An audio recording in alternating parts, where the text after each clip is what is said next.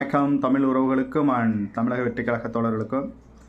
So 2 நாட்களாக ஒரு பரபரப்பான செய்தி என்ன அப்படின்னு பார்த்தீங்கன்னா, சீமான் அவர்கள் பனை மரத்தில் படிக்கட்டி ஏறினதான் மிகப்பெரிய ஒரு பேசு பொருளாக இருக்குது. ஸோ அது இப்போ தமிழ்நாட்டு மக்களுக்கு மிகப்பெரிய பேசு பொருளாக இருக்க வேண்டிய ஒரு முக்கியமான தேவை அப்படின்னு கேட்டால் என்ன கேட்டால் அது தேவையில்லாத விஷயந்தான் சொல்கிறேன்.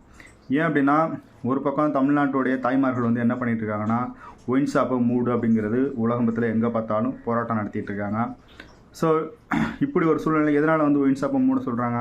ஸோ இங்கே உள்ள மக்கள்லாம் ஹஸ்பண்ட்லாம் என்ன பண்ணுறாங்க, வீட்டில் உள்ள ஹஸ்பண்ட்லாம் என்ன பண்ணுறாங்க அப்படின்னா, சம்பாதிக்கிற காசை வீட்டுக்கு சரியாக கொடுக்க மாட்றாங்க, எல்லாமே போய்ட்டு ஒயின் ஷாப்லேயே கொடுத்துட்டு சரக்கு அடிச்சுட்டு போதை ஆகிட்டு அங்கேயே படுத்துடுறாங்க. இப்படிங்கிற ஒரு சூழ்நிலையில் தாய்மார்கள் ஒயின் ஷாப் வேணாம் அப்படிங்கிற ஒரு கான்செப்டில் இருக்கிறாங்க. அதுக்காக போராடிக்கிட்டும் இருக்காங்க.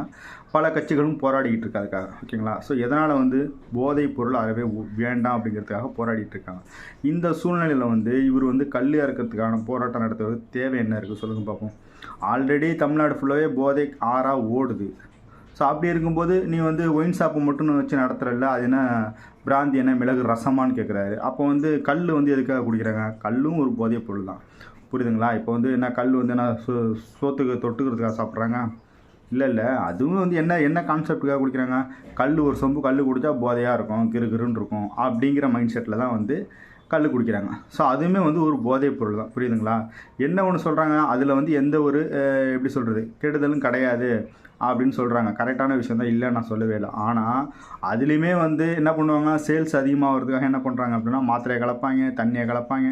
ஸோ இதெல்லாம் நம்ம கடந்து தான் வந்திருக்கோம், இல்லைன்னு நம்ம சொல்லவே இல்லை. புரியுதுங்களா? நம்ம ஊரில் இருக்கும்போது கல் வாங்கி குடிச்சிருக்கோம். நல்ல கல் எப்படி இருக்கும், மாத்திரை கலந்த கல் எப்படி இருக்கும். ஸோ இது போல் நிறைய கலப்படமும் அதுலேயும் இருந்துச்சு தான், இல்லைன்னு நம்ம சொல்லவே இல்லை. அதே போல் கவர்மெண்ட் எதனால் அதை மூடுனுச்சு அப்படிங்கும்போது, அதில் சரியான வருவாய் தமிழ்நாட்டுக்கு இல்லை அப்படிங்கிறதுனாலையும் அதை மூடினாங்க.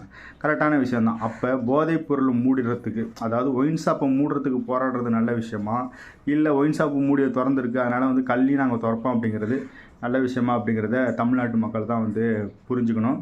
அதே போல் ஸோ பனை மரத்தில் கல் மட்டும்தான் சேல்ஸ் பொருள் அப்படின்னு நினைக்கிறது ஒரு முட்டாள்தனமான விஷயம். ஏன்னா பனை மரத்துலேருந்து தான் நமக்கு கருப்பட்டி கிடைக்குது, பனங்கற்கண்டு கிடைக்குது, பதனி கிடைக்குது, நொங்கு கிடைக்குது.